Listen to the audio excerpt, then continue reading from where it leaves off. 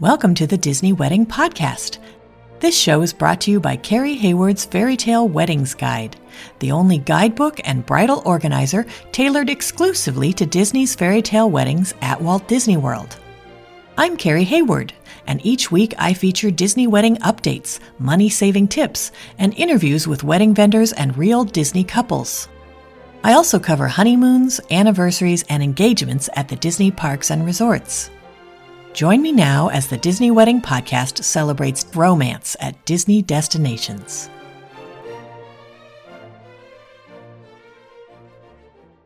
Today on the Disney Wedding Podcast, I am speaking with Disney bride LaHood about her ceremony at the Wedding Pavilion and her reception at Germany Promenade A through D in EPCOT. I thought you guys would be interested to hear how she chose these locations and also how she was able to keep her wedding budget under $23,000 to Disney, including a park shoot. So today she's going to offer us her tips and tell us all about how everything turned out. Welcome, Allie. Hello, thank you. Thanks so much for being on the show today. I always like to start at the very beginning and find out how you decided to have a wedding at Disney. So we actually got married 9 months prior to our Disney wedding. We got news that my husband's stepfather was in his final battles with cancer. And so we wanted to make sure that he was there for our wedding. So we put together our wedding in a week in our backyard in Omaha, Nebraska. And before we did that, my husband made me promise that we would do a true wedding with dress, flowers, everything, since I was doing that for him. And so we had everything planned in Fremont, my hometown. We had the church booked, we had the reception hall, and we went to our first food tasting, and I walked out of there just bawling. And it was just nothing that I wanted. And ever since I was probably 9 or 10, I had told everyone that I was going to get married at Disney. And the only person who ever believed me was my middle sister. And so after that tasting, I went home and I called her, and because she didn't go with us, and I was like, Sydney, this is not what I want. And so she had a talk with my parents without me there. And I went home about 3 days later, and I still just kept crying over wedding plans because I wanted nothing to do with it. And my parents said, okay, if the Disney wedding is really what you had dreamed of, we'll go with it. You just have to get Sean on board. And so I came home and talked to Sean, and in a matter of about 3 minutes, we went from having a 200 plus person wedding in Nebraska to a less than 20 person wedding in Disney World. And that was my absolute dream. I never wanted a big wedding. I just always wanted to get married at Disney World. And so that was kind of where the planning started. And so everyone, as I was telling them, they just knew that, I mean, I have said since I was young, they said, well, who are you going to marry? I said, I don't know, but when I find somebody that'll let me get married at Disney, that's who I'm going to marry. So that was how the Disney wedding came to be. So how many guests did you invite, and how many were able to make the trip? I thought we only invited 14, and they all were able to make the trip. But my mom surprised me with my cousin, who is also a good friend. So we ended up with 15 plus Sean and I. So there were 17 of us total. And did you set up a room block for your guests? We did not do a room block. My parents are DVC members. And so we had their DVC, and then everybody else used the DVC rental sites. And so it was a lot of fun because everybody except Sean and I were at Old Key West. And so the whole family was at Old Key West, and then we were at the beach club. Nice. Okay. How did you choose the day of the week and time of day for your event? So day of the week, we actually already had a family trip planned in May when we were going. And so when we met with Disney, I said, we're going to be there. I'm completely open to any day of the week. And at the time that we were booking, we were planning on the gazebo at the Yacht and Beach Club. And so we booked for the Yacht and Beach Club for a 5 o'clock ceremony, and then had planned to go over to EPCOT. And as we started planning and everything, and I started mathing everything out, I realized that we were already spending the amount to get the Wedding Pavilion. And so we contacted Disney and asked if that day that it was a Wednesday, planned for originally if the Wedding Pavilion was open, and there was actually no one scheduled at the pavilion that day. And so we got to pick our time. And so we went with a 2:30 because I'm not a super big morning person. And so I wanted to make sure that I wasn't having to do hair and makeup super, super early. But we also didn't want to feel rushed after the wedding before going over to Germany for the reception. Got it. Okay.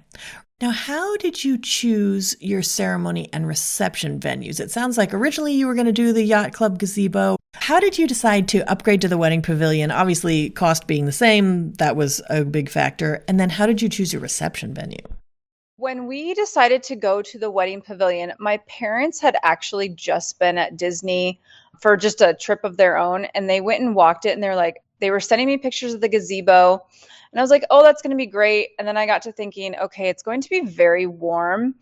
And they went to the Wedding Pavilion, and once they saw it, my dad was like, nope, that's where we need to do a true walk down the aisle. And so that was kind of how that came to be. And they said, well, if we're already planning on spending that money, why not go with what is like the Disney wedding venue, was how we looked at it. And so that was how we got there. And then when it came to reception, they walked around EPCOT. I had just been there a trip prior, and we were trying to figure out where the best place to watch the fireworks was. And Italy was great, but Italy, you had to have so many guests and those kinds of things, and it didn't feel as intimate. And I had looked at some of the other ones, and the ball was something that we really wanted. And so when we were walking through Germany, I was like, oh my gosh, this little circular alcove thing is really cool. And so when we had met with our planner, she was like, yeah, you can do Germany. And we originally had it scheduled as a dessert party. And so that was how we started or decided to go to Germany. Got it. And what I really liked is that your day of coordinator, Rachel Peffer, mentioned that when you guys realized you were spending so much money on the dessert party that you would actually be spending the same amount on a full reception, you switched. And so you stayed in the same place, Germany A through D, but instead of having a 2-hour event, you had a full 4-hour reception. Can you talk about that a little bit? Yes. So food was very, very important to us. That was one of our top 3 things when it came to planning. And so my husband is a chef, and I am just a huge Disney foodie, and I just love trying stuff from different places. And so when we were planning our dessert party, we had so much on the menu, and my mom said, I don't think we can eat all this in 2 hours. And I said, okay, well, let's see what we can do. And so Rachel had emailed Disney for us and said, hey, if they're willing to go up to the dinner pricing, can we extend and do a full reception? Plus, too, we wanted just more time in the park. I mean, I was so excited to be able to wear my wedding dress in a Disney park that it ended up turning into just a hangout, eat and drink reception. And that was just the best part about it, that we got to go in early, really enjoy, take our time eating, then enjoy the fireworks, enjoy a dessert bar before heading over to Guardians of the Galaxy. So that was a really fun thing for a full reception. And it really felt like a full reception. That's awesome. Did you guys use any outside vendors for the portions of your event that you were able to? Yes, we did outside floral with Stephanie from the Onyx Blossom, and she did all of our personal floral, and that was actually all we did. For floral was we had my bouquet, my 2 bridesmaids, and then our mom's corsages, and then my dad had a boutonniere, and then we got one for Sean and then his brother, who was his groomsman. And so we kept it very, very simple. And then we just had Disney do candles on the table for the actual reception. Got it. How did you choose your officiant? So our officiant was actually my uncle, who was my godfather. And when it came down to it, we were already legally married. And so that was the best part, is we could have anyone. And so he was able to really tie in all of the personal aspects of it. He'd, been with me since the day I was born. And so that was just something really, really special to have him do the ceremony at Disney. I know that probably one of the ways you were able to save and keep your costs so low was not having extra entertainment like characters. Were you okay with the area music at EPCOT, or did you have a musician at your reception? We actually just did the area music since the park was open, but it was really great just to have kind of that vibe of EPCOT going. My whole theme with the wedding, if there was a theme, was just embracing Disney as it is Disney. And so I kind of went with the attitude of I could get married anywhere, But if I was going to get married at Disney, I wanted it to feel like I was at Disney. So I didn't want to bring in a lot of the traditional wedding things because I was at Disney and I wanted to use Disney as my backdrop and my sounds and everything. That's a great way to look at it. Now, you mentioned that the menu was super important to you guys. Do you have any menu items or cake flavors that you would recommend? My favorite menu item was they did a customized seafood bouillabaisse for us, and it was absolutely amazing. It had everything from shrimp and mussels and clams and different fish in there with a tomato saffroni broth. And actually, it ended up being so affordable when we asked them to customize the menu things. So that was wonderful. And the roasted vegetables we had, they just did it. We had them do a medley of roasted vegetables. And then I'm gluten free actually. And we ended up doing our entire, both tiers of our cake completely gluten free. And no one even noticed. We did a pistachio cream with, now I can't even remember, maybe an almond. But then the other one, we did the carrot cake. And the carrot cake with the cream cheese frosting was by far one of my favorite bites of the night. Did you guys add any other events around your day, like a welcome party or a farewell brunch? So we did, but we actually didn't go through Disney for those. We did a rehearsal dinner that Rachel helped us schedule at Whispering Canyon Cafe at Wilderness Lodge, because that was one of our favorite hotels. And then we did Cape May's brunch with the characters the morning after the wedding. So it wasn't officially through Disney, but it ended up working out, and they were so accommodating to seat us all together and everything. And so it was not an issue with that small of a wedding party as we had. I see. Okay. Can you give my listeners a timeline of how the wedding day all fit together? Sure. So I started hair and makeup. We did Laura Reynolds Artistry. She came at 8 a.m. and started with me right away. And then she brought two other gals and they worked on my sisters and my mom. And we were supposed to be ready by 11 for photography. She had us done by 10:30. So we just kind of hung out. At 11, Maddie and Corinne came and they took some photos inside our villa. And I did a first look with my dad at Old Key West. And then at 11:30, 11:45, right around there, we did have a Disney bus pick us up because all of my family was at Old Key West. And so then they took us over and we all went together to Grand Floridian and we did my family pictures and we did like my individuals and those kinds of things. And then at 12:30, they picked up Sean and his family at the beach club. And then he came over and we went ahead and did a first look about 1 or 1:30. And then I actually got to go just hang out in the bridal suite for the like almost 45 minutes. It was really nice. While he finished his family pictures and individual pictures. And then we had our ceremony at 2:30.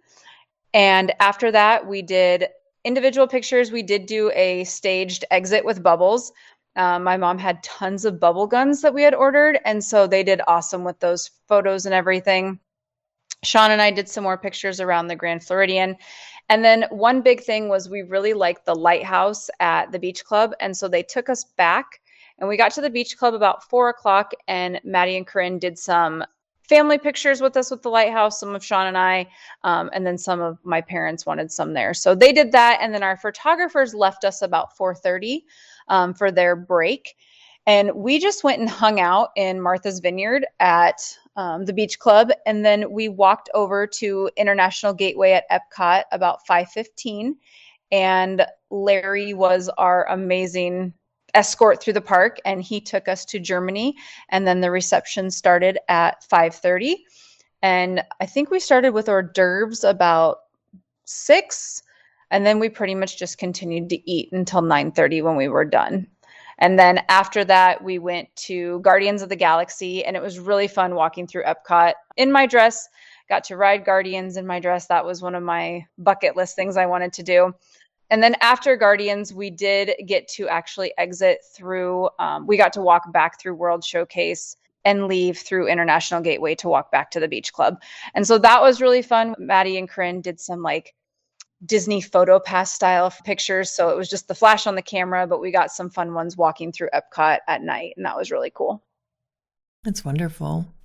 So out of all of this, what ended up being your favorite memory of your Disney wedding? I think my favorite memory was probably our park shoot 2 days later, getting to be in Magic Kingdom by ourselves in my wedding dress, just walking down Main Street. That was my number one thing I wanted, was pictures on Main Street in a wedding dress. That's great. So when you guys were planning, what were some of the most important aspects of the event where you focused your attention or your budget? Our number one aspect was photos. I'm a huge photo person, and so the Disney photo shoot was like my number one. And that is where I would say when it came to photography, we didn't spare any expense. But the awesome part was using Disney fine art photography. We got so many discounts by adding just like such a small thing. Like we added an extra album and that increased our discount. And so that was really, really nice to add all those things with them. And then the second ended up being the food. The food and the bar were a big deal to all of our family. And so we focused that, I would say, was where we spent most of our budget. I mean, obviously the wedding pavilion takes a chunk of your budget, but once we had that location, photos and food were our top ones that we focused on. Okay, great. And so obviously having only 15 guests was key to keeping your budget so limited, but were there any other aspects that were less important that allowed you to save money? Floral and decor, I would say. I really embraced that Disney was my backdrop. And so we did not add anything to the wedding pavilion because I wanted it to be Disney's wedding pavilion. The only thing we had was our personal floral. And I felt like by cutting all of that out, it didn't ever feel less beautiful by any means, but that was huge money saving aspects. And my thought was, if I have Disney, I don't need to add floral because I could do that anywhere. That's a good point. I think you also got a lot of bang for your buck by having your reception in the park during fireworks rather than just in a ballroom someplace. Yes, and that was the other thing when we did the reception. We did put candles on the table, but I didn't feel the need for anything else because it was also the Flower and Garden Festival at EPCOT at the time. I mean, it was beautiful there. You're in EPCOT. You have, Spaceship Earth as your ball. That's a wonderful backdrop. And so that's why I didn't want to do a ballroom or anything like that, because I could rent a ballroom back in Nebraska. And so those were the things that I was thinking about, is what could I do that is Disney, but I couldn't do anywhere else. And two, that gave me those feelings of, yes, I'm having a wedding, but at the same time, I'm doing something very, very special. So that's what I focused on with those. Got it. Now, did anything go wrong or just not turn out like you expected? Our biggest hiccup was when they came to pick us up from Old Key West. When we got in the van, there happened to be grease in the underneath the piece. And so my mom and both my sisters' dresses had grease all over them. Luckily, my white gown did not have anything. And I was amazed. Our day of coordinators, all of the Disney staff, like the minute we got to the Grand and they saw it, they sprung into action. They had Tide pens. They had my sisters in the bathroom, and it was all on the bottom and stuff. They cleaned the van. They had towels for our next ride just to ensure. I mean, they were so sorry about that. And that was something, I mean, I was just going, okay, is it on me? And everybody was like, no. I'm like, okay, I guess I'll go take my pictures. You guys deal with it.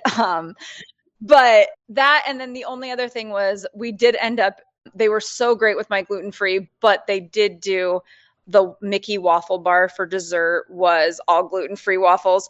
And those are just not as amazing as the regular ones. And so I did kind of feel bad for my guests on that one, that they all kind of had to suffer with me on that. So but overall, I mean, and Disney was even very apologetic with that. They talked to us after, but it was just, if those were the only small hiccups, I could deal with those for that day.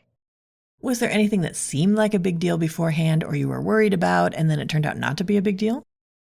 I was so stressed about a photography timeline and the food timeline. I mean, I'm just a big time person. And So when Disney was giving us timelines, those just were not working in my head. And it took us probably 9 or 10 revisions on my BEO to get where I felt like the timeline was right. And so it went so smooth that day.